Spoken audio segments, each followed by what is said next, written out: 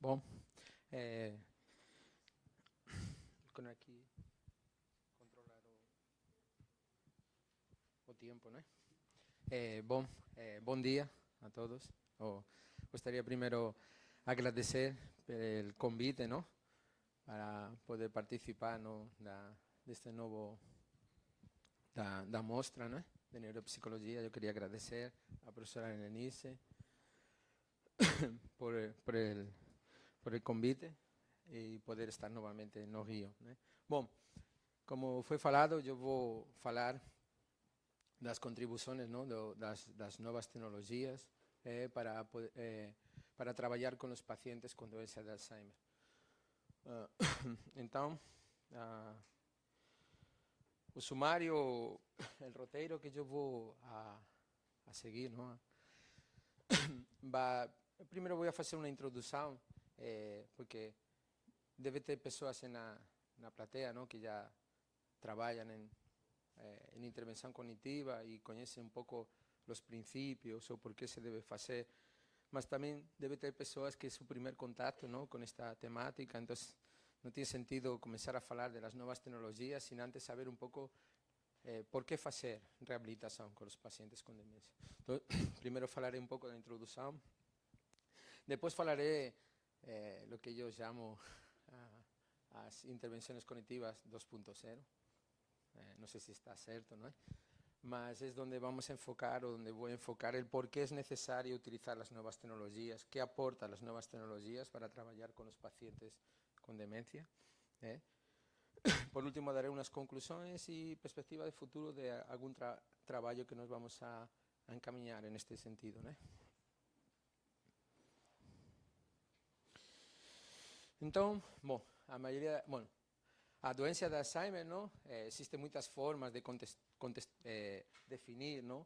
O que é uma doença de Alzheimer, mas este é um slide que eu sempre utilizo quando trabalho com os cuidadores, não?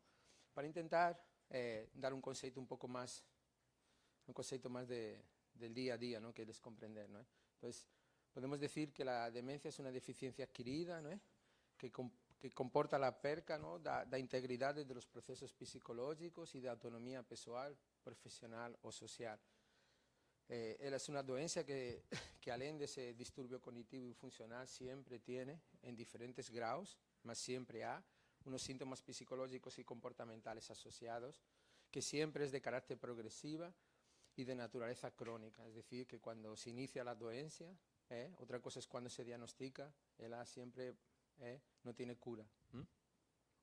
Solo por poner un ejemplo, ¿no? En el último informe de la Asociación Internacional de Alzheimer, ¿no? En el informe, todo año hace un informe, cada año es en relación a un tema de las demencias. En el año 2015 actualizó los datos epidemiológicos de las demencias, ¿no?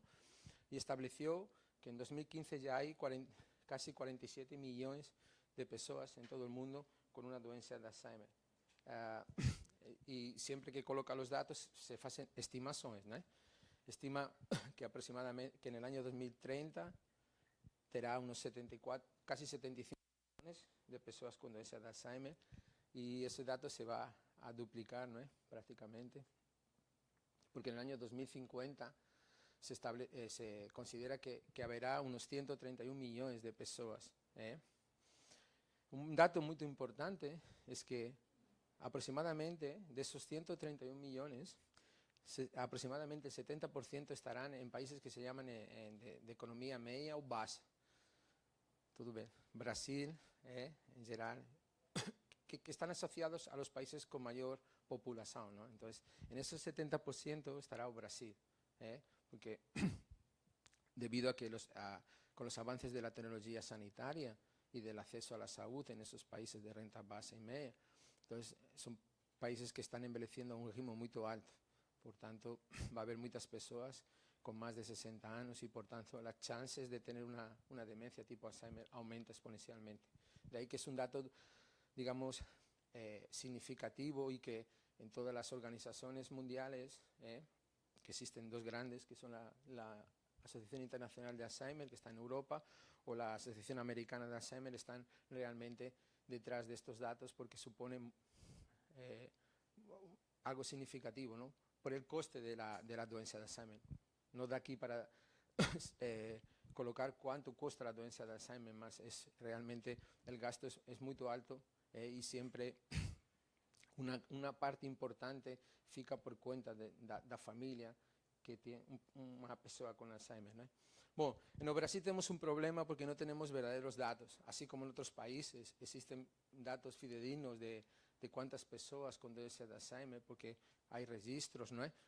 En Brasil no hay mucho. La Asociación Brasileña de Alzheimer tiene unas estimativas, ¿no? También basada a veces con los estudios epidemiológicos que se han feito en Brasil, y ese es un grande problema porque son pocos estudios epidemiológicos, siempre enfocados en el sudeste del país, y cuando pegamos la realidad de Brasil, esos datos no pueden ser extendidos por las características de la doença de Alzheimer, ¿no? Entonces, se fala que aproximadamente hay un millón con 2,2 millones de personas con demencia, ¿no? Y que aproximadamente el 60% de esas personas van a tener una doença de Alzheimer. Entonces, como pueden ver, ya es un dato considerable, ¿no? de una realidad en la que nos estamos viviendo, que todos ustedes percibieron como en los últimos 10 años, ¿no? La población de Brasil envelheció mucho, ¿no? Y por eso cada día uno convive en entornos donde algún miembro de la familia nosa o de algún amigo, pariente, a alguna persona con doença de Alzheimer. Bueno, além de eso, la doença de Alzheimer es de una, como estaba hablando, de una alta responsabilidad y alto costo para la familia, y es una doença que no tiene cura. Ese es el primer principio, no hay cura. ¿Por qué?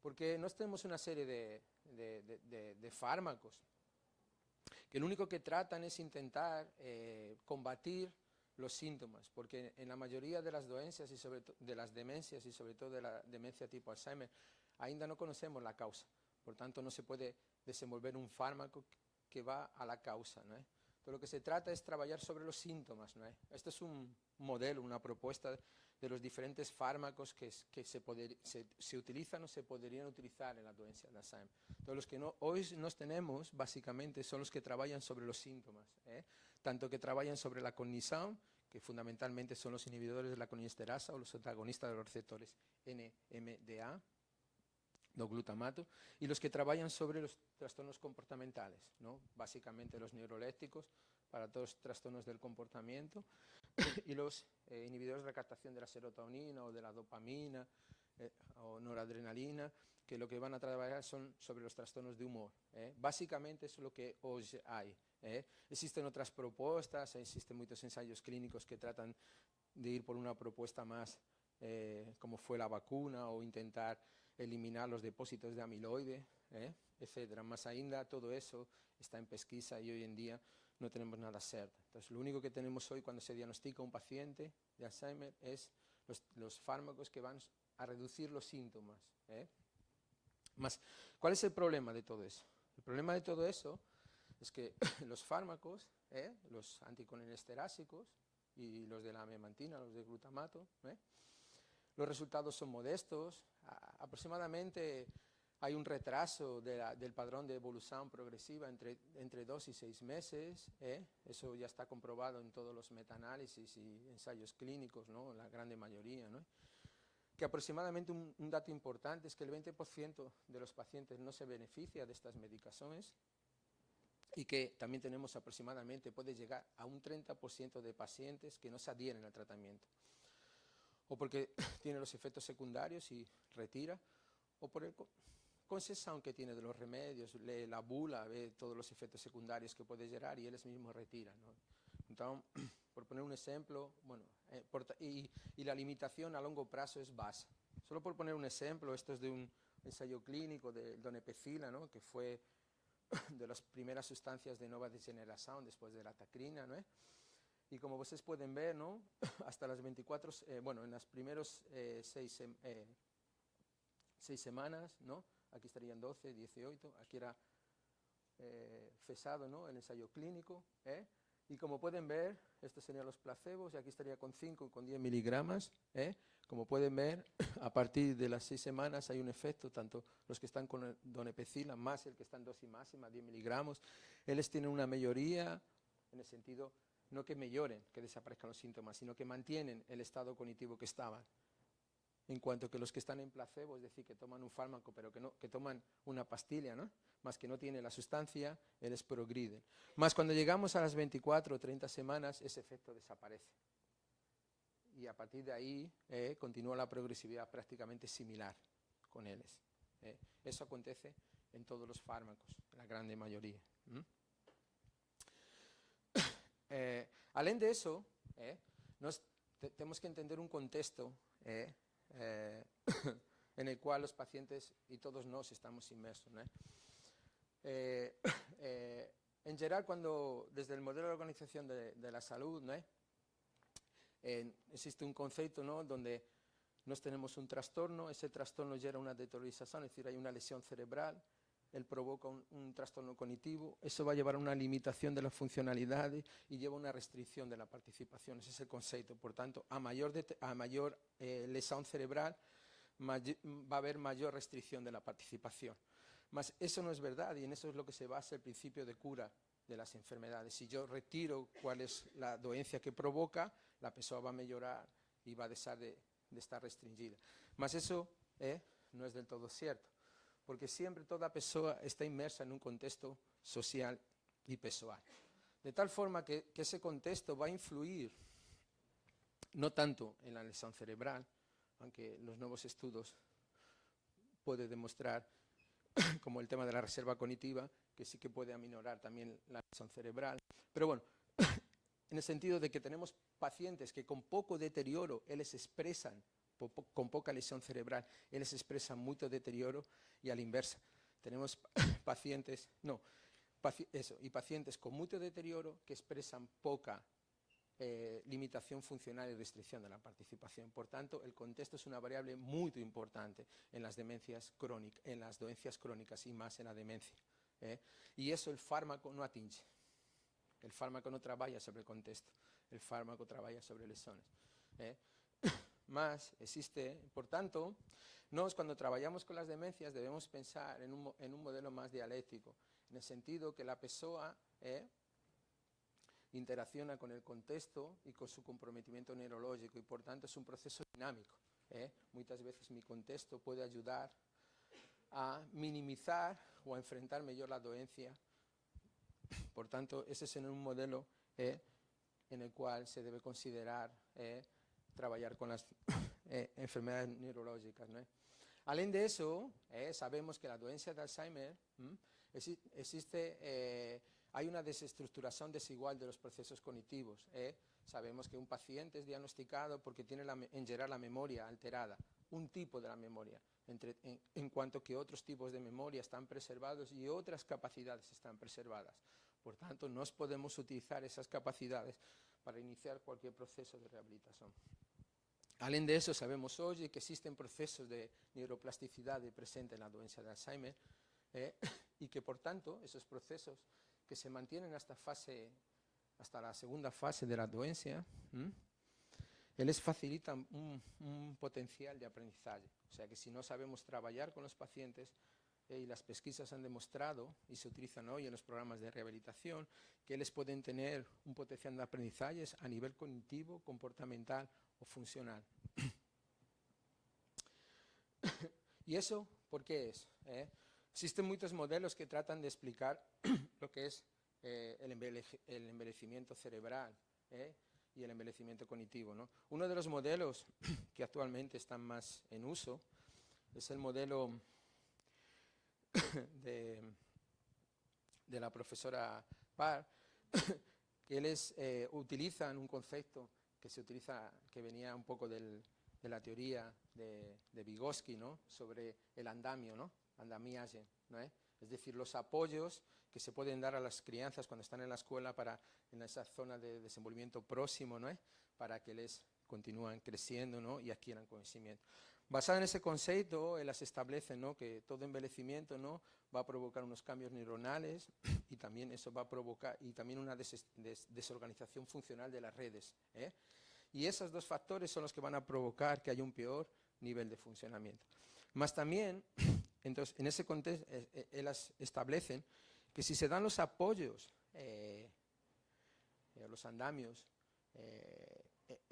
en un determinado momento, esos apoyos pueden generar estrategias compensatorias, pueden crear nuevos reclutamientos de neuronios y de redes funcionales, que lo que van a hacer es mantener el nivel de funcionamiento. Esto es muy importante porque hoy no sabemos que dentro de estos apoyos o enriquecimiento nos podemos utilizar, ya hay muchas pesquisas en estudios observacionales y de intervención en personas adultas y idosas, que por ejemplo el treno cognitivo o una actividad física o cognitiva, él va a pegar un gaño neuronal, va a hacer con que haya una regeneración de redes neuronales y a través de la reserva cognitiva vamos a conseguir que se mantengan los procesos compensatorios y por tanto se mantenga el funcionamiento cognitivo. Solo por poner un ejemplo de cómo la reserva cognitiva puede mejorar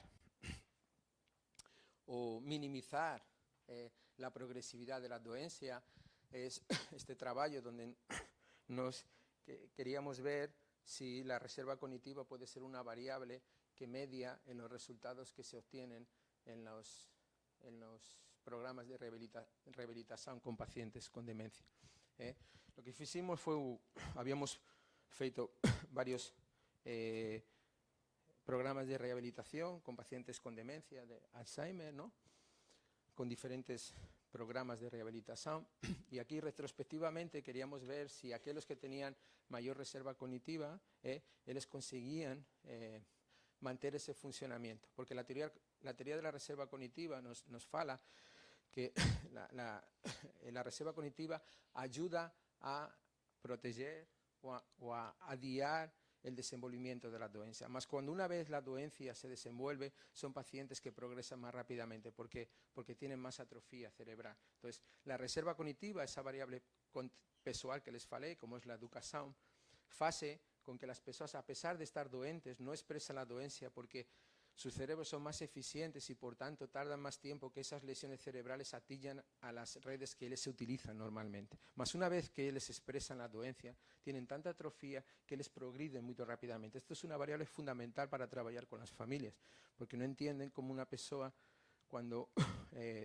olhan al vecino que tardó 4 años en progredir y llegar a fase 2 porque su padre, su madre, su esposo, su esposa en meses o en un año progride, pasa de estar dirigiendo o de estar más o menos funcionalmente hábil a de repente ficar completamente dependiente. Entonces nos hicimos ese estudio retrospectivo y vimos como pueden ver aquí, este era el grupo que no recibía intervención, eran pacientes con demencia, y los que tenían alta reserva cognitiva progredían más, como la teoría nos fala. Entre tanto, el grupo que recibió intervención cognitiva, aquellos que tenían a reserva cognitiva, ellos progredieron menos. Es negativo porque lo que está aquí significa mejoría por la intervención y lo que está aquí no. Entonces, todo lo que es negativo, entonces estos cuando están rehabilitados están mejor que esto.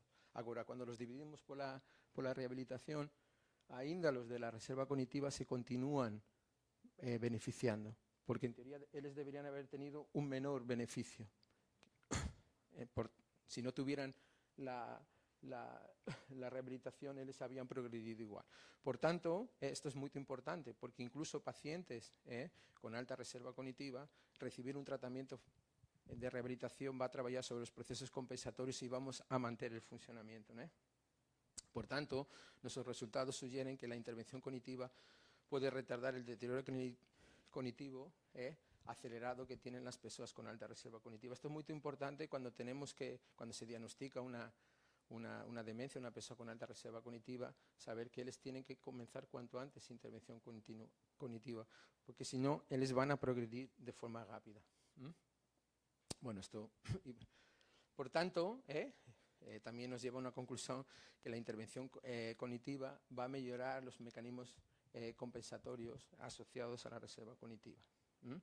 Bueno, além de esto, ¿no? de que los pacientes, a pesar de tener la dolencia, tienen diferentes procesos preservados y que podemos utilizar esos procesos preservados para rehabilitarles y mantener su funcionamiento. Sabemos que los síntomas no cognitivos que todo paciente va a tener, también va a tener un impacto sobre la calidad de vida en los pacientes.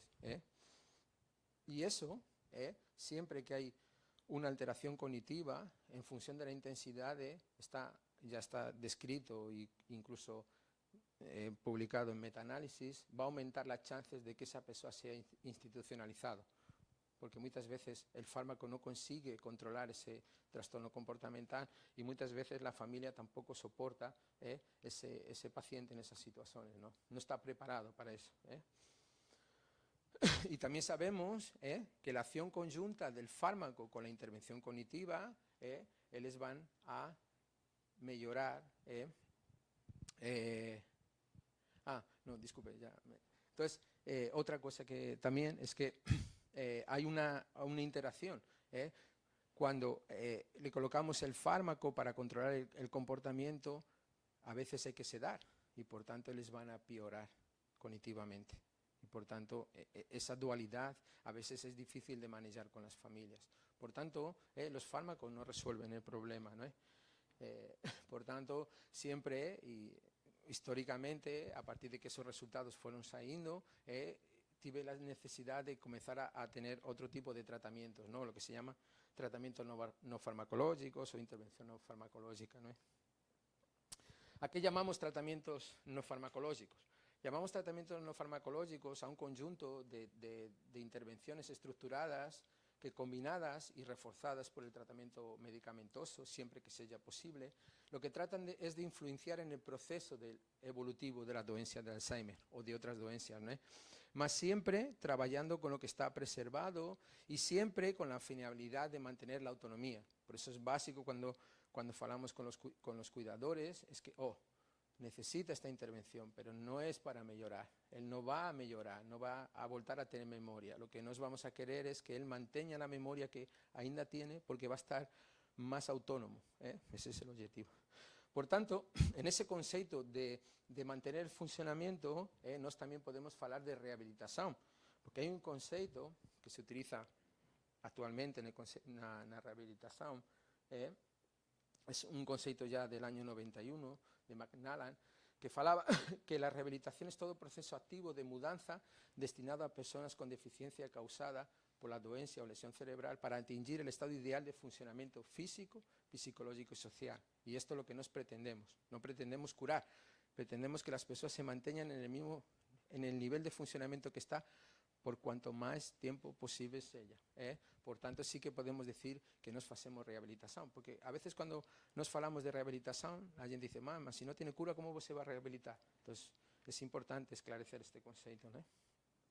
Bueno, no es objeto, ¿no?, de esta palestra, ni da tiempo de hablar todo, ¿no? Más ese conjunto de acciones sería todo eso, ¿no? Intervenciones centradas en los aspectos cognitivos, centradas en los aspectos del comportamiento, centradas en lo emocional, centrada en la funcionalidad, en la parte física, motora del ambiente, en el ambiente en el que están inmersos los pacientes. Es fundamental trabajar eso.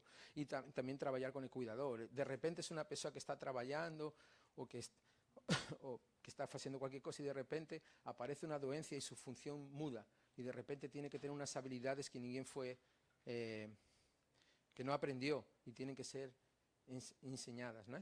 Por tanto, nos tenemos que trabajar desde el primer momento de la dolencia con el cuidador. Eso, que yo saiba, en Brasil prácticamente no se hace. De repente se llega a un paciente en un entorno familiar y no se le da habilidades a la familia.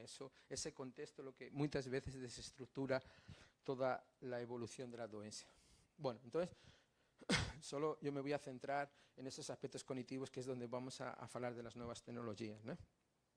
Bueno, históricamente, ¿no?, cuando comenzó todo esto, ¿no?, embora ya a principios del siglo pasado ya había algunos textos que falaban de la necesidad de hacer actividad mental con los pacientes, más solo en la década de los 80 comenzaron a se plantear la necesidad de hacer algún tipo de trabajo cognitivo con los pacientes, ¿no?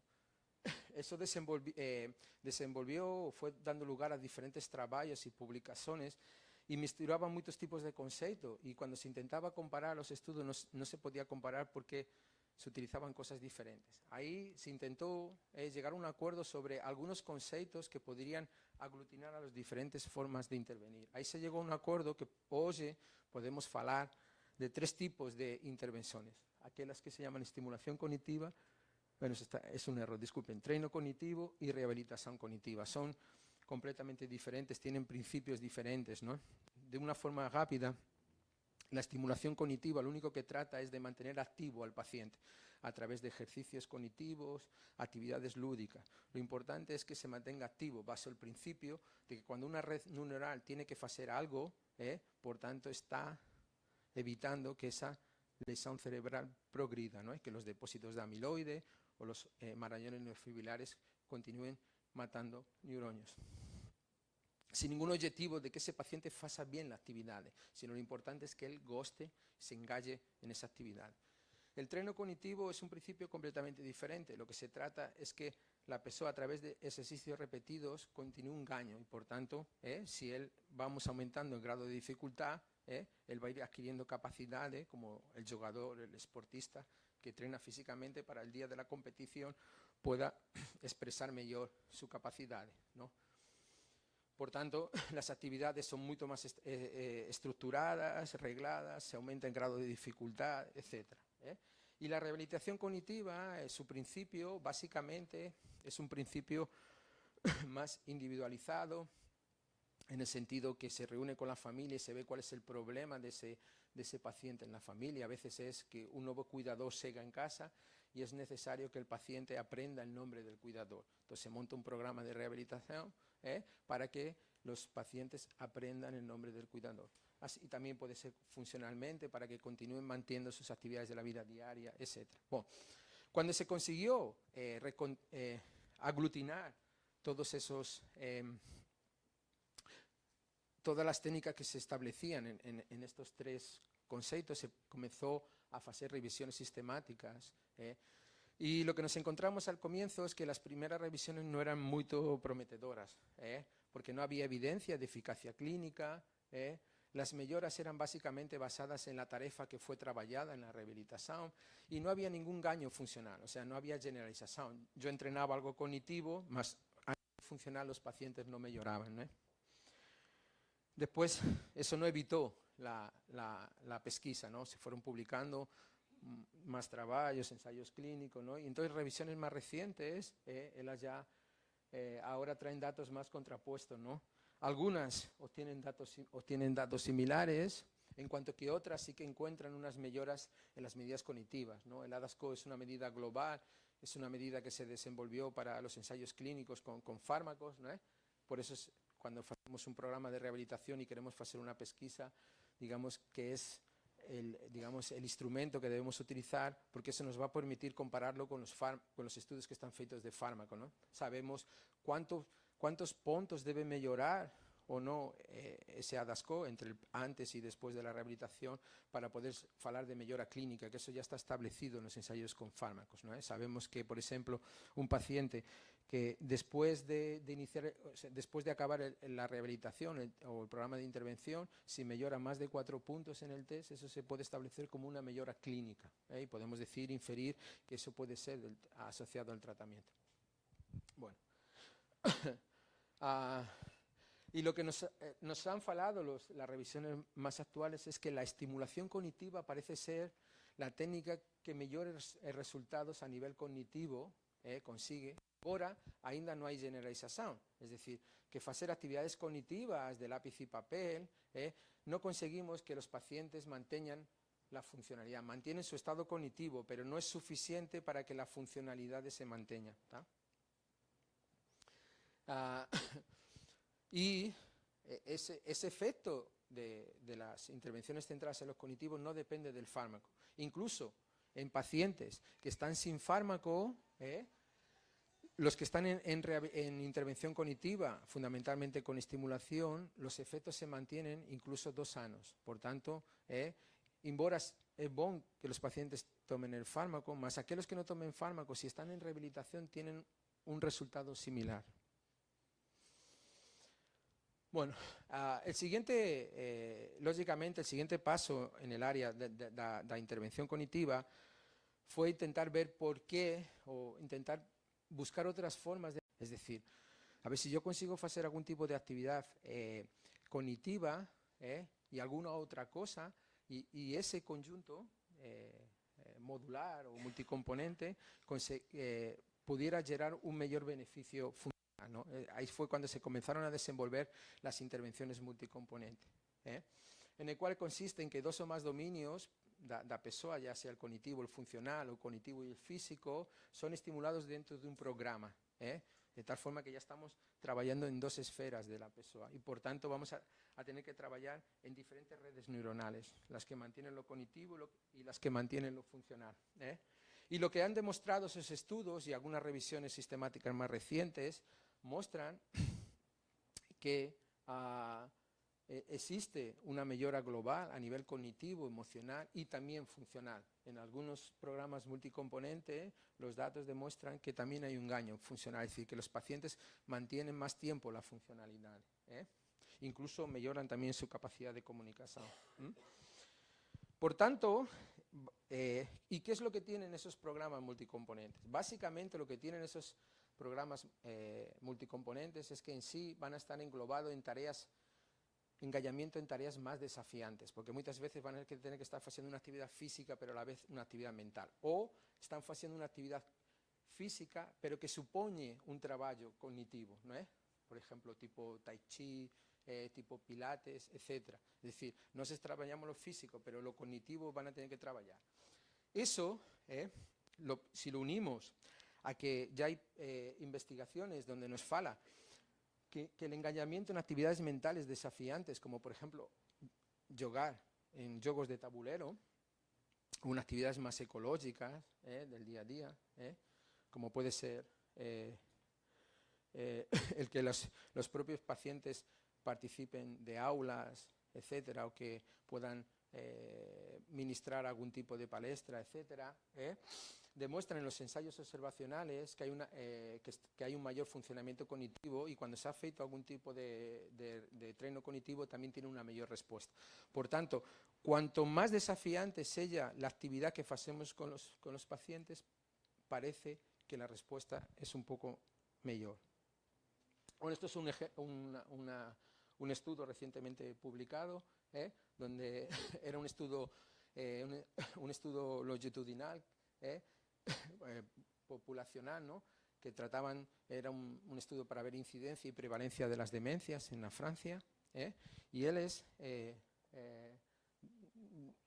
de la corte, ¿no?, de las personas que desenvolvieron demencia. Ellos estudiaron a 3.675 personas durante 20 años, de las cuales aproximadamente 840 desenvolvieron una demencia, y ahí les vieron qué tipo de actividades, ¿no? Y vieron que aquellas que desenvolvían diariamente o a lo largo de la semana algún tipo de juego de tablero desenvolvían menos demencias o tardaban más tiempo en desenvolver.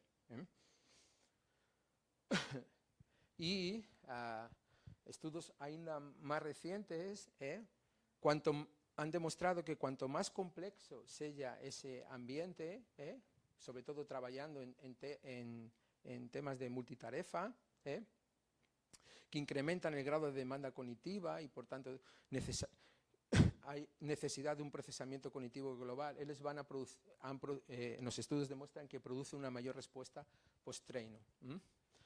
Esto se ha feito tanto con idosos sin demencia, y recientemente se ha feito algún trabajo en idosos que tienen demencia, ¿no?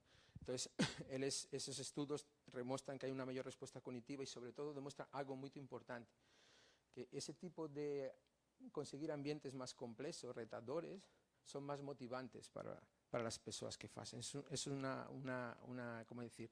Un indicador sabe, porque el problema que tenemos es que muchos pacientes no gustan lo que hacen. Si le colocamos una tarefa de lápiz y papel, para ellos no supone nada, o porque no fueron a la escuela, o porque son personas de alta escolaridad y por tanto hacer eso para ellos no supone nada.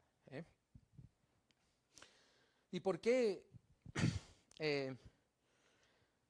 Cuanto estar en un ambiente más retador o más estimulante, parece que provoca mayores beneficios. Bueno, esto tiene que ver entre ¿cómo falar? La oferta y la demanda. la oferta en cuanto a mi disponibilidad funcional de mi cerebro, a cómo están mis redes funcionales trabajando, y la demanda, lo que yo exijo a ese cerebro, a esa capacidad funcional, a esas redes funcionales que yo tengo. Entonces como pueden ver aquí, este sería podría ser un nivel de funcionamiento, de oferta, lo que yo puedo hacer. Entonces, por temas de equilibrio, el cerebro, sabemos que él busca, cuando hay un cambio en el cerebro, él busca rápidamente un equilibrio. ¿Por qué? Para ahorrar gasto energético. El cerebro tiene que buscar cuanto menos gasto energético. Por tanto, él no puede mantenerse continuamente en desequilibrio y mudando continuamente. Entonces, yo tengo este nivel de funcionamiento. Entonces, si la demanda que yo le exijo a esa función es pequeña, no le va a suponer ningún esfuerzo y por tanto no va a crear ninguna plasticidad, porque como lo que yo le estoy exigiendo es poco, lo faço bien, entonces mi cerebro no tiene por qué se emplear a fondo para buscar el equilibrio. Ahora, cuando yo le exijo a unas altas demandas, el cerebro tiene que reajustarse rápidamente, intentar buscar ese equilibrio. Entonces, si yo le supongo rápidamente, él le dice, las redes funcionales que están, él va a tener que activar, él va a intentar buscar el equilibrio cuanto antes, y por tanto, ahí va a haber un engaño neuronal. Y si yo lo mantengo durante un tiempo, ahí yo puedo necesita un tiempo para que la respuesta a la neuroplasticidad se dé. Por tanto, podemos basar que necesitamos someter a los pacientes, a pesar, incluso en los pacientes, este sería un caso de un cerebro normal y este sería el caso de un cerebro donde hay una lesión cerebral. Lógicamente, el nivel de funcionamiento de lo que ese cerebro puede hacer, su eficiencia funcional disminuye por la lesión, más si yo le someto a un contexto más retador, más complejo, él va a tener que se adaptar igual, él va a tener que llegar a su equilibrio rápidamente. Por tanto, por eso, a pesar de un cerebro estar con lesión, tiene neuroplasticidad, porque precisa de eso para buscar el equilibrio cerebral. ¿Tá? Por tanto, ha sido un poco longo, ¿no? Mas da como para entender que necesitamos crear ambientes retadores, estimulantes y complejos. Y hoy en día sabemos que eso, por las simples tareas de lápiz y papel, no es posible. Entonces nos tenemos que intentar, o la literatura y determinados pesquisadores, intentar que utilizar otras herramientas. Y es ahí donde vamos a hablar un poco de las nuevas tecnologías, ¿no? Por tanto, las nuevas tecnologías o la intervención cognitiva 2.0 son programas que permiten a los participantes realizar tareas cognitivas, estructuradas, padronizadas, pueden ser repetidas y graduadas a través de la función de cada paciente, y eso tiene que estar basado en nuevas tecnologías como pueden ser los programas computerizados. Básicamente estas tareas cognitivas, algunos en la literatura lo han feito con programas de computador. Estos fueron, digamos, las primeras intervenciones cognitivas 2.0. Es montar las tareas en un computador que va a aumentar el grado de dificultad y va a crear algún contexto de más dificultad. Y otra posibilidad que tenemos es envolver en ambientes más complejos, en tareas motivantes y retadoras. Y eso solo lo podemos hacer de dos formas. O yo utilizo que está desenvolvido en Estados Unidos, que es la experiencia CORE, que es donde yo coloco al paciente y lo coloco en un contexto real, asistir a aula, si sus capacidades cognitivas están bien, a dar aula, a continuar desenvolviendo el trabajo que desenvolvía. Por tanto, yo le estoy dando nuevamente tareas retadoras, o bien basado en las nuevas tecnologías, ¿a través de qué? De la realidad virtual o del videojuego. ¿Está cierto? Entonces, podemos utilizar programas computerizados que hoy en día está disminuyendo el uso, o bien basarnos en la realidad virtual o en los videojuegos, porque es realmente a través de la realidad virtual o del videojuego donde voy a envolverle en esos ambientes complejos, retadores, motivantes, ¿no? Y de mudanza, yo le someto a una actividad retadora, él la tiene que realizar en un tiempo y de repente, después, disminuyo, él va a realizar otra actividad durante un tiempo que no suponga tanto y nuevamente le coloco otra actividad retadora. Esa es una forma en que yo voy a desequilibrar y a equilibrar nuevamente las redes neuronales. Bueno, eso, el tema de los videojuegos, estaría encuadrado en lo que hoy se llama como serious game, que son aplicaciones... disculpe, lo pegué do inglés. Digamos que son cualquier tipo bueno, creo que está aquí abajo traducido, ¿no? Eso. Son aplicaciones digitales especializadas que lo que tratan no es puramente, va más allá del entretenimiento, lo que tratan es de buscar mejorar algún tipo de actividad cognitiva y física. Y ahora voy a poner unos ejemplos.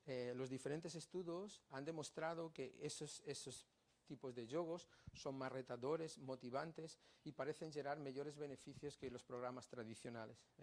Entonces voy a poner algunos ya en la parte final, ¿no?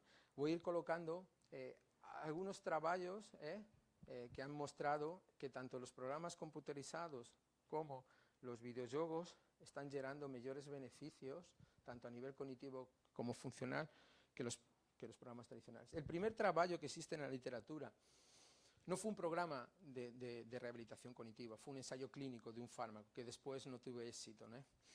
Este es un trabajo alemán del año 94, intentando utilizar una molécula nueva para ver el tema de si podía servir para la demencia tipo Alzheimer. Ellos desenvolvieron un juego, bueno, no, un programa de computador, que estaba basado básicamente en destrezas perceptivo-motoras y en la memoria. Eran 2 sesiones por semana y 60 minutos, y lo tuvieron durante 6 meses, ¿no? Y primero les mostraron que los pacientes avaliaban bien el programa, es decir, que ya en aquella época, en el año 94, ¿no? El utilizar un computador no era como ahora, ¿no? Mas ellos gustaban, ¿no? Ellos no consiguieron diferencias significativas, ¿no? Entre los que estaban con el programa y los que no estaban. Lo que sí que vieron es que aquellos que estaban con el programa a nivel cerebral tenían una menor hipocaptación. Por tanto, los que habían estado con el programa cerebralmente estaban un poco mejor. Lógicamente, no llegaba a ser suficiente como para que a nivel comportamental el test que utilizamos antes y después diera un engaño. Mas este fue un primer intento, el primer que se conoce como un trabajo donde se utilizó un programa de computador. Después, en el año 2006, esto es de España, ¿no? De un centro de rehabilitación con pacientes de Alzheimer muy importante. Ellos desenvolvieron, ellos utilizaban siempre programas de lápiz y papel, y ellos desenvolvieron lo que llaman Smart Brain, que era un programa computerizado donde todo aquel programa que ellos hacían con los pacientes de lápiz y papel lo informatizaron. Y ahí compararon pacientes que estaban solo con el programa o que tenían el programa más, o sea, unos días hacían con lápiz y papel y otros días hacían lo mismo pero computerizado. Y ellos querían ver si realmente lo mismo, feito en ordenador, los pacientes se adherían mejor, gustaban más, etc., ¿no?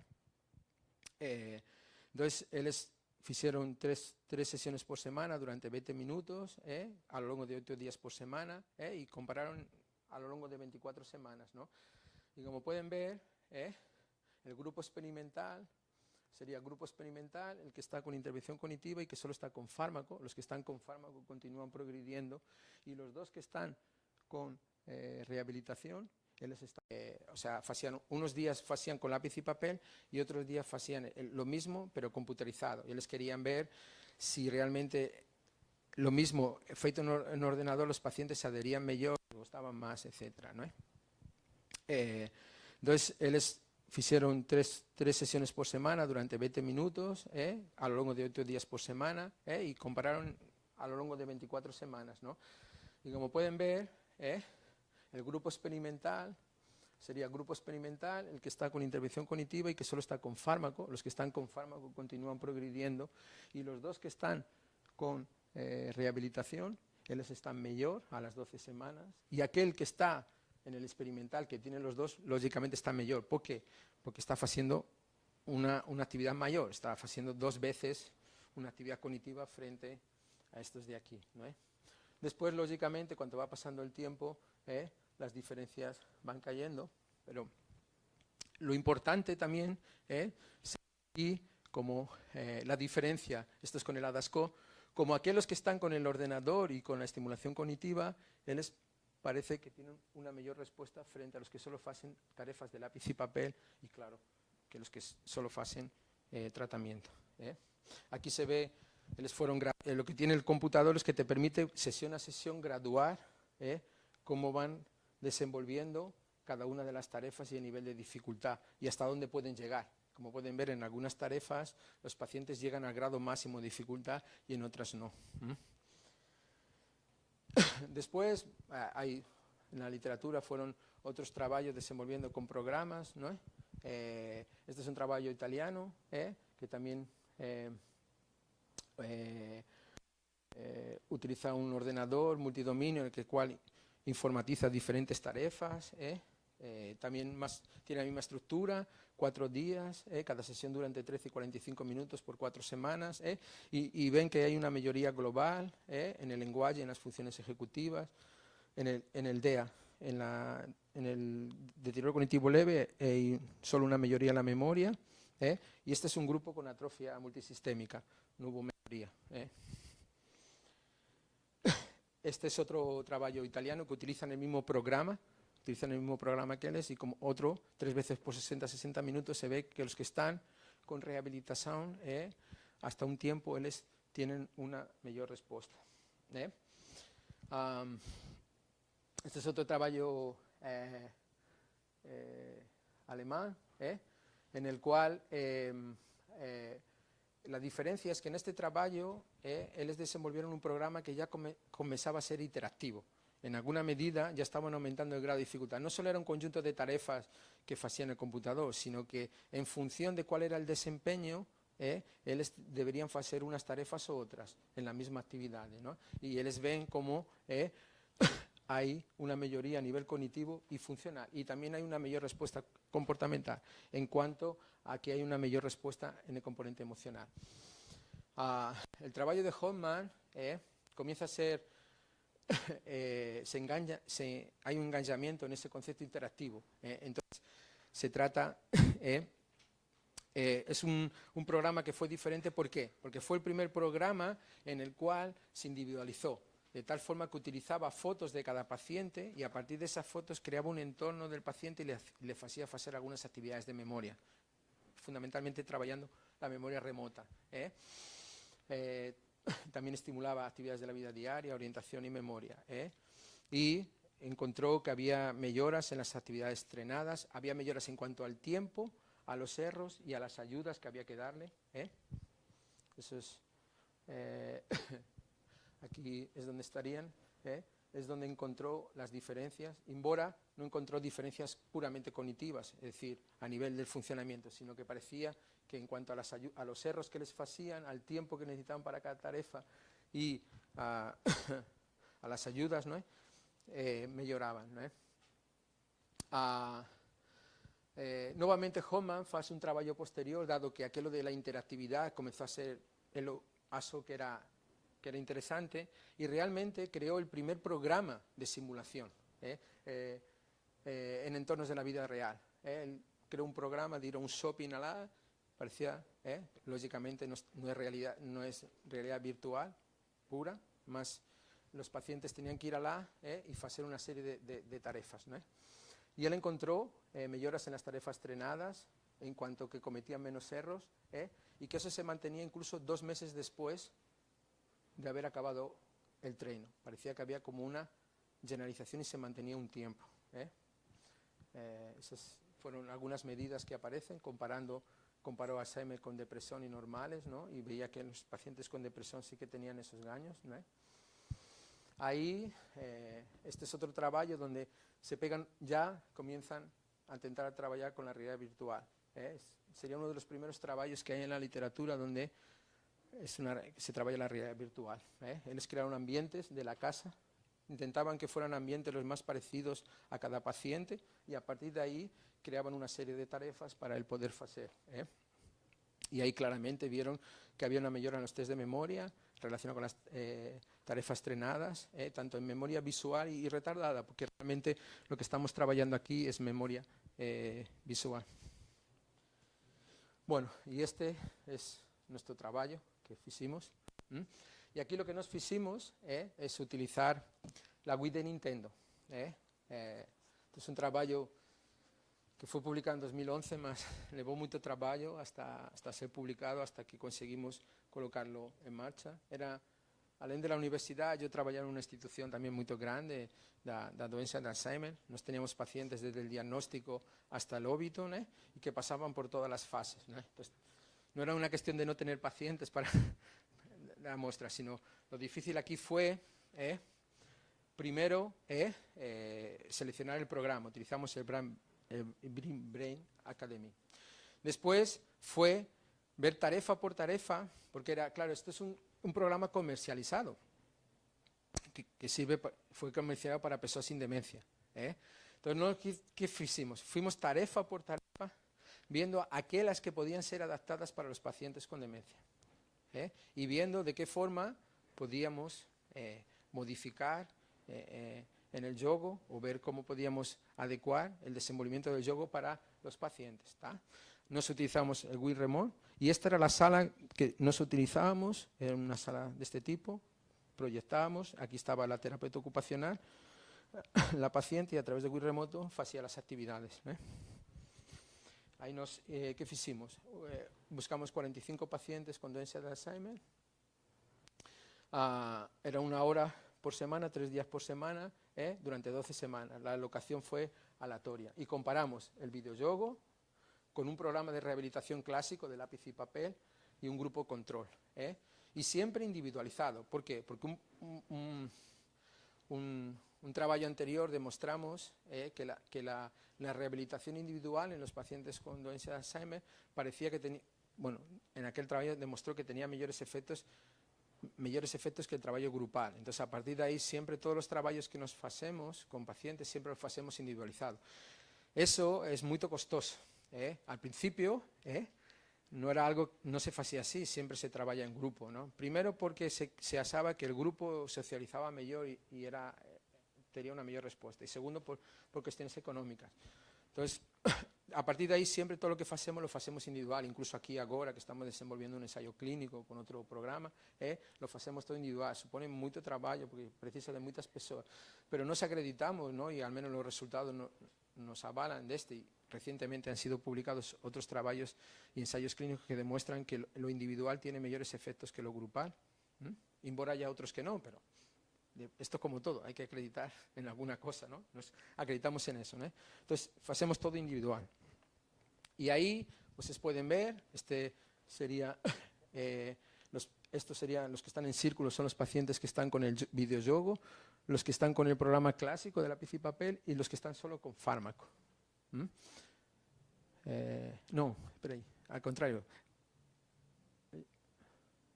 Sí, esto es cognitivo, sí, es así. Entonces, nos podemos ver, como era la DASCO, pre y post, los que están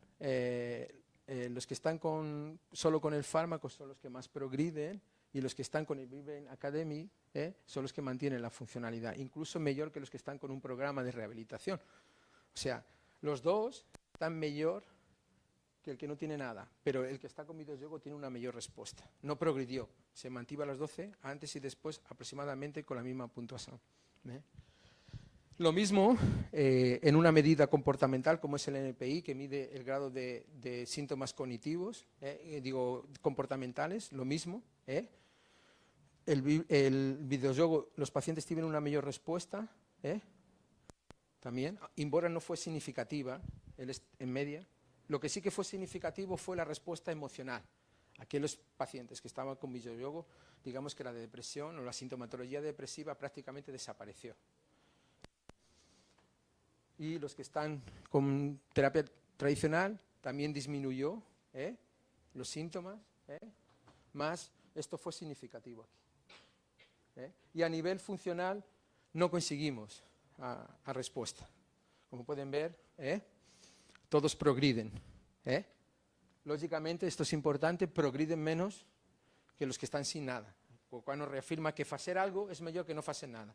Ahora, en algunas cosas parece que utilizar las nuevas tecnologías y el videojuego es mejor.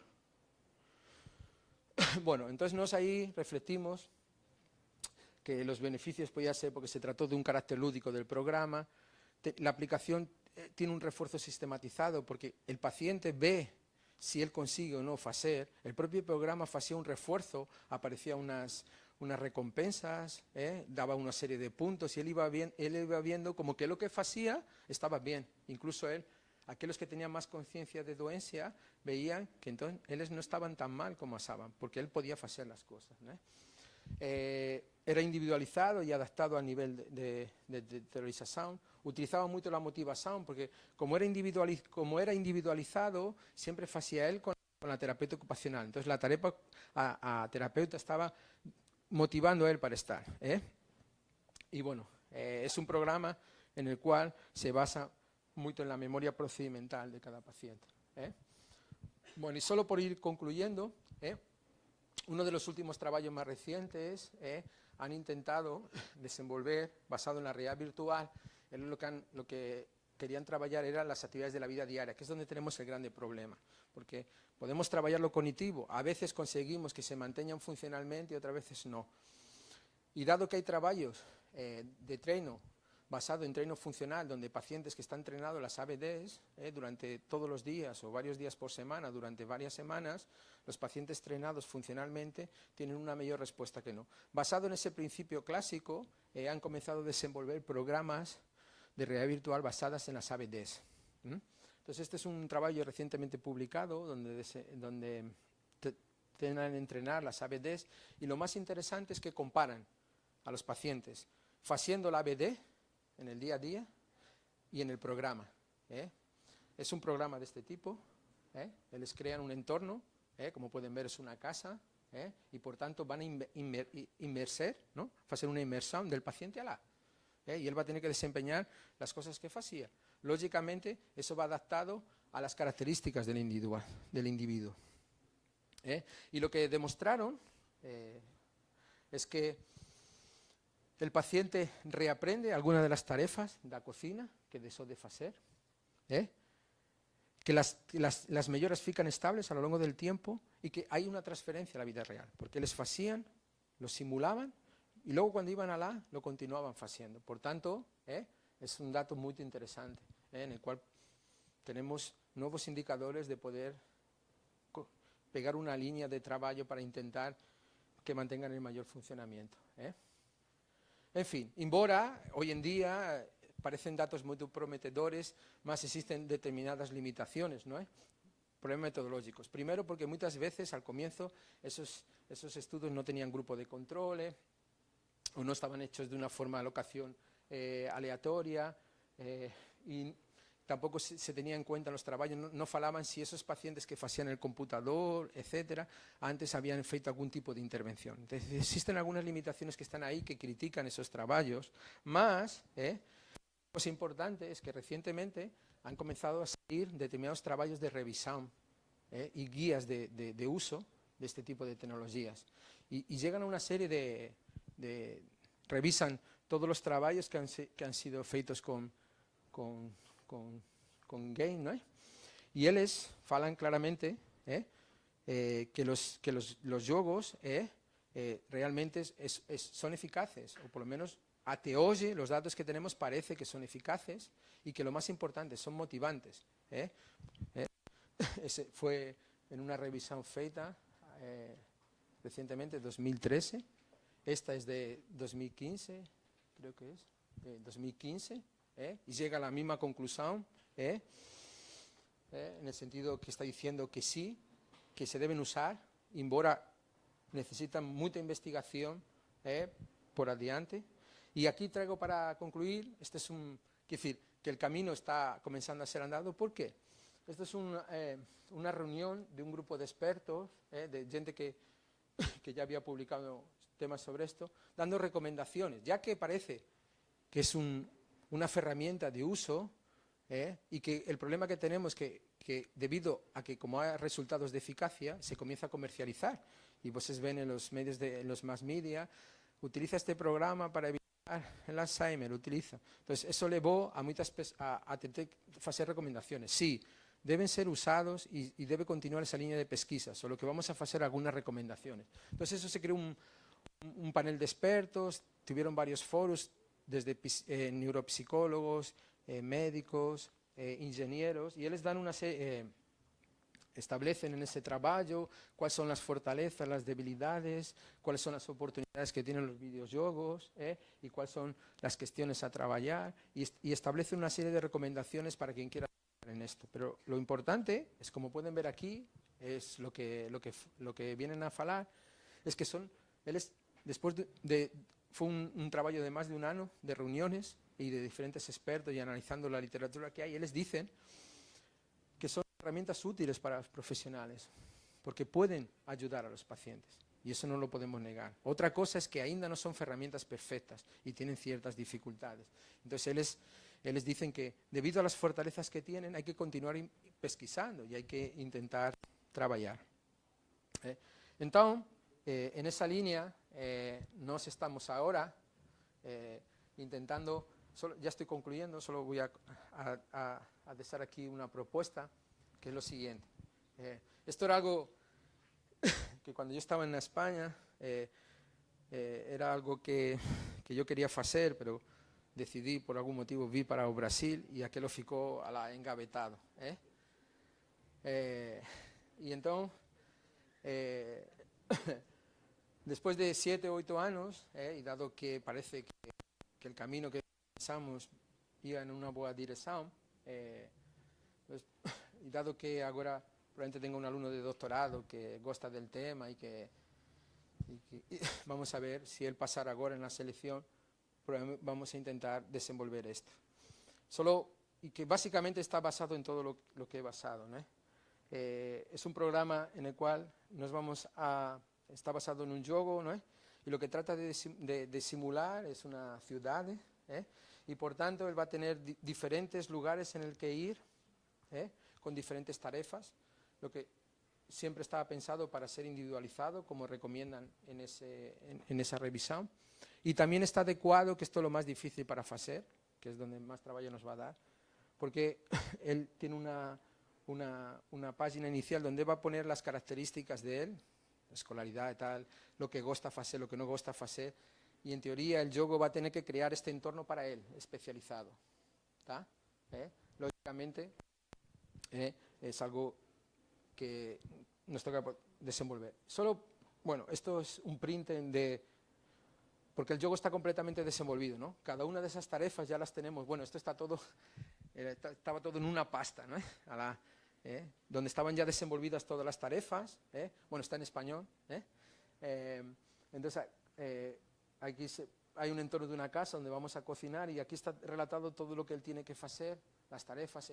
Se trabaja sobre memoria procedimental, por tanto vamos a trabajar con el aprendizaje sin error, con ayudas evanescentes, etcétera. Una serie de dicas que hoy están demostradas que se utilizan para hacer. Este es un ejemplo. Entonces, para cada uno, lógicamente hay diferentes entornos para cocinar, porque supuestamente va para diferentes grupos de pacientes, ¿no?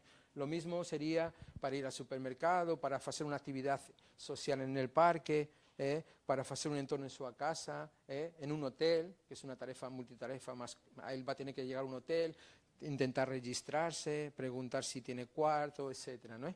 Unas selecciones, ir a un museo, una actividad, ir a una biblioteca, seleccionar un libro, leer un libro, etcétera. Bueno, esa es nuestra propuesta, que espero que deserta en cuanto a hacer, no que tenga resultados positivos, que eso no sabemos, ¿no? Bueno, entonces, antes de las conclusiones, ese proyecto hoy en día va un poco más alé, ¿no? Por lo que no sabemos hoy, ¿no? Entonces no vamos a desenvolver el juego, lógicamente vamos a tener que estudiar el estudio de eficacia y de aceptabilidad, y lo que vamos a hacer después es ver, aplicar una técnica que nos estamos usando ahora y que los resultados están siendo bastante interesantes, que es utilizar la TDCS, que nos tenemos un ensayo clínico con la TDCS y estamos viendo realmente por lo que falan las familias, etcétera, que eles están gostando, a resposta está sendo. A veces non sabemos se é unha resposta placebo, porque non sabemos a que grupo fica alocado cada paciente, mas las familias, cuando yo estoy por al lado, escuto comentarios de que eles están gostando, ¿no? Que parece que están mellor los pacientes, ¿no? Ya hemos publicado el estudio piloto y el seguimiento de varios pacientes y realmente aquellos que están con TDCS la respuesta es mejor. Solo que para poder hacer eso, lógicamente vamos a tener que desenvolver también algún aparelho que nos permita estar haciendo el yoga en la realidad virtual y a la vez estando siendo estimulado, ¿no? Eso ya tenemos una persona que está trabajando en esto, a ver si conseguimos desenvolverla, ¿no? En fin, eso es nuestro proyecto a varios años adiante en este tema. En fin, como conclusiones, estoy 5 minutos atrasado más. Nuestras conclusiones, o cuáles pueden ser, ¿no? Que las intervenciones cognitivas a través de las nuevas tecnologías es una propuesta útil para estimular a los pacientes y que yo recomiendo que las personas que gusten en el área que trabajen en esto, que es fundamental, ¿no? Que facilita la aplicación de programas multicomponentes o multimodales, que son los que demuestran una mejor respuesta post-treino, que permiten trabajar sobre ambientes complejos y tarefas innovadoras con mayor carga cognitiva y, por tanto, vamos a intentar trabajar más sobre la neuroplasticidad cerebral, que nos va a permitir uso de tarefas padronizadas y adaptadas al desempeño del paciente y, por tanto, vamos a poder ver qué tareas se adaptan mejor al paciente, hasta dónde pueden llegar y es una mejor forma de ir adaptando la tarea para cada paciente.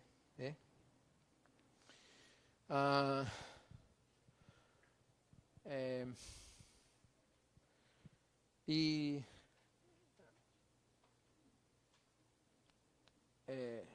no sé por qué, en fin, que los videojuegos parecen un método de bajo coste, motivador, sustentable y que es relativamente barato para mejorar, ¿no? El siguiente, porque si conseguimos desenvolver un juego, los pacientes van a poder utilizar en su casa. Lo que hay que intentar que ese videojuego sea de bajo coste. Entonces, en cualquier entorno, la persona puede ser, porque una de las mayores dificultades que tenemos en el Brasil es el deslocamiento. Entonces, claro, las personas de una renta media y alta no tienen problema, ellos tienen su cargo, su cuidador, van allá. ¿Y qué hacemos con las personas de baja renta que tienen que ir de ómnibus? Imaginen ese paciente después de 40 o una hora de ómnibus que va al centro que no estemos. ¿Qué condiciones está para ser rehabilitado? Ese es el grande problema. Entonces, lo que nos tenemos, una de las realidades en las cuales estamos en Brasil, que tenemos que desenvolver cosas que los pacientes puedan hacer en su casa. Y las tareas de lápiz y papel no sirven del todo. Primero, porque el cuidador muchas veces no tiene tiempo. Segundo, porque a veces no gusta. Entre tanto, si hacemos jogos, los propios netos pueden jugar con los abuelos. En fin.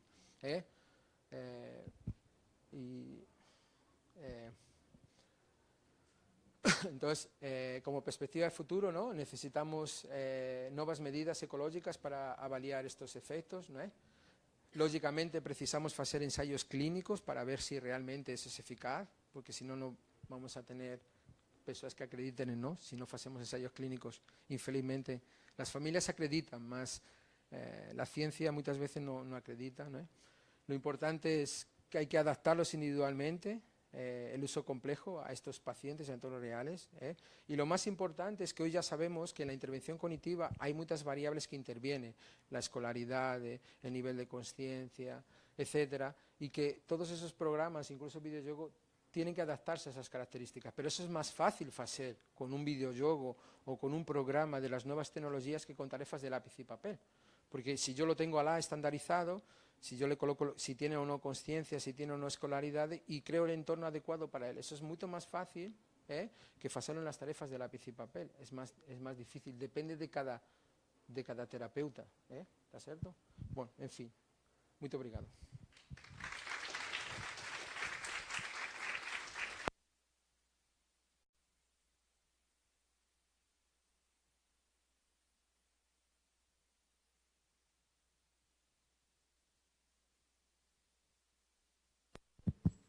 Professor Bernardino, pela brilhante palestra.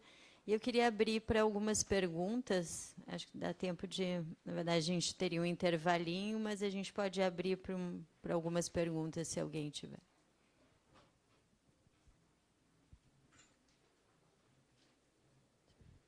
Tem alguém? Tá. vendo ou eu vou pegar um outro? Ah, tem um outro. Posso falar? Você está me ouvindo? Parabéns pela palestra. Sendo colocada a questão dos exercícios computadorizados. Tenho só dois comentários a comentar. Um deles é a respeito da condição controle. Nós sabemos que a exposição ao computador por si é algo que tem um efeito cognitivo. Existem vários estudos mostrando que a interação com computadores, com tablets por si, já tem um efeito sobre a cognição. Então, gostaria que falasse um pouco mais sobre como vocês têm se preocupado com isso em relação ao seu estudo, em relação à questão do controle para a exposição ao computador. E o meu segundo comentário, acho que você colocou muito bem no final da apresentação, a questão dos netos ajudando os avós a praticarem os exercícios no computador. E nesse aspecto, me preocupa, quer dizer, se a gente tem que ter objetivamente um terapeuta formado dentro da casa da pessoa, ajudando ela a fazer o treinamento, ou se a gente, a ideia de colocarmos pessoas da família para ajudar.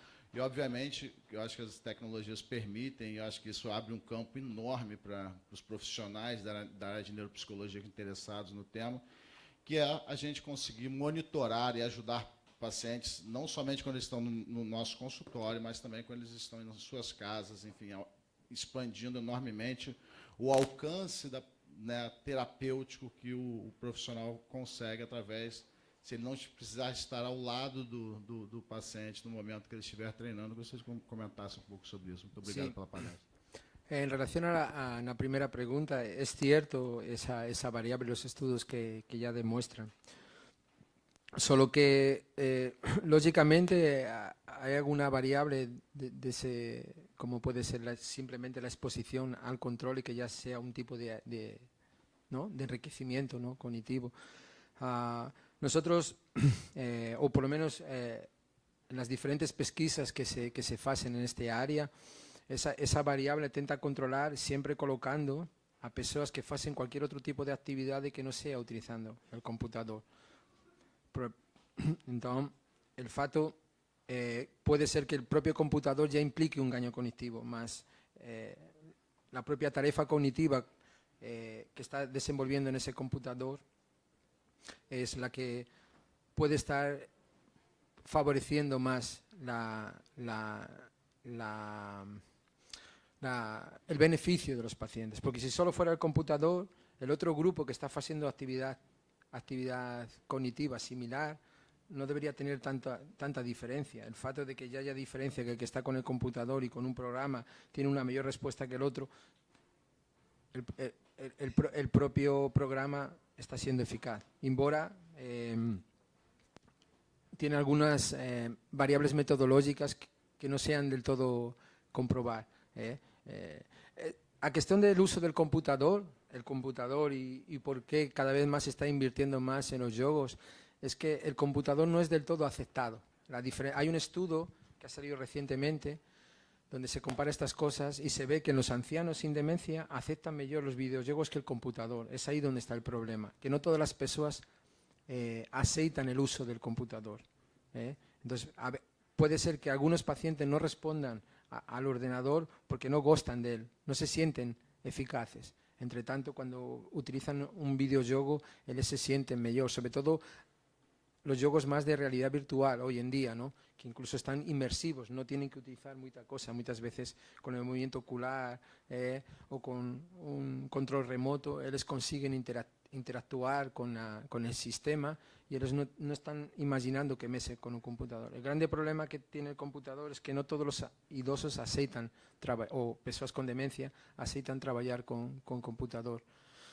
Embora esa variable que se plantea sí que está ahí. Y en relación a la segunda pregunta, esa es lo más importante, ¿no? Es conseguir que todos los pacientes tengan acceso al mejor tratamiento. Eso hoy en día no es posible, tal como está. Solo puede ser posible si encontramos sistemas que puedan ser llevados al entorno de cada paciente y ellos puedan trabajar, porque si no se van a tener que dislocar a profesionales. Y si el profesional tiene que ir a su entorno, cuesta dinero. y no existe dinero. Hoy mismo una rehabilitación individualizada en casa de los pacientes cuesta bastante dinero y los pacientes de baja renta no tienen. Entonces, si desenvolvemos sistemas en los cuales puedan ser accesibles y que puedan estar en un entorno y que puedan ser trabajados con cualquier persona con ese idoso con demencia, va a ser más útil. Lógicamente en Europa y en América ya existen los sistemas remotos, ¿no? Yo puedo estar trabajando en mi lugar de trabajo y puedo estar interactuando en casa con mi padre y mi mamá que está con demencia, con sistemas interactivos. Incluso yo controlo, le digo, va a hacer su almuerzo, yo soy quien ligo el fuego, yo soy quien desligo el fuego, ¿entendió? Eso existe, mas eso hoy es una realidad que aquí no puede ser, ¿no? Entonces, al menos esta propuesta sería fundamental, ¿no? Porque incluso la de los profesionales, ir al entorno del paciente es accesible para pocas personas. Muy pocas tiene dinero para pagar un profesional que vaya a casa. ¿Fico respondido?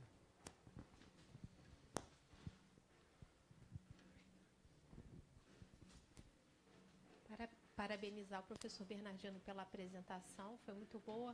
E eu queria fazer uma pergunta específica em relação ao estudo que vocês fizeram utilizando o Nintendo. Primeiro, saber qual foi o critério de entrada desses pacientes em relação ao grau de demência deles, se era um grau leve, como é que vocês fizeram essa entrada, né? Como é que foi feito? E segundo, você falou da plataforma do Nintendo. Vocês desenvolveram um jogo para a plataforma ou vocês utilizaram um que já existia? A selección de los pacientes, primera regla eran pacientes que nunca habían recibido intervención cognitiva, porque sabemos que cuando los pacientes ya vienen de una intervención cognitiva, después no vamos a saber si es lo que nos hemos feito porque él ya estaba haciendo, ¿no? Entonces eran pacientes que llegaban al centro sin ninguna intervención. Segundo, eran en fase leve, que decir, por criterios CDR1, Minimental hasta 18. Y lo otro era... Sí, era un juego comercializado, porque en aquella época no teníamos ingenieros para poder trabajar en esa aplicación. Lo que hicimos fue el juego que estaba, el Brain Academy, y a partir de ahí fue desglosar juego por juego, oleando cuáles son los juegos que más se pueden adaptar al paciente en cada uno de los procesos cognitivos, y fue seleccionando eso, ¿no? Como siempre había una terapeuta, era la que cuando acababa un juego le colocaba el siguiente que el paciente podía hacer, ¿tá? Era así, era en ese sentido. Lógicamente eso tiene una limitación, porque lo lógico es ya tener un juego completo en el cual no haya que mecer, sino que ya él tenga que interactuar sin que haya otro agente externo que pueda mecer, porque él va a notar más estimulante. Mas era lo que nós tínhamos naquela época. Bom, a gente vai fechar agora, porque depois o Bernardino vai estar disponível no dia de hoje e amanhã para tirar outras dúvidas. A gente vai ter 10 minutinhos de intervalo, só para vocês poderem tomar um café, e a gente retorna 11 horas pontualmente.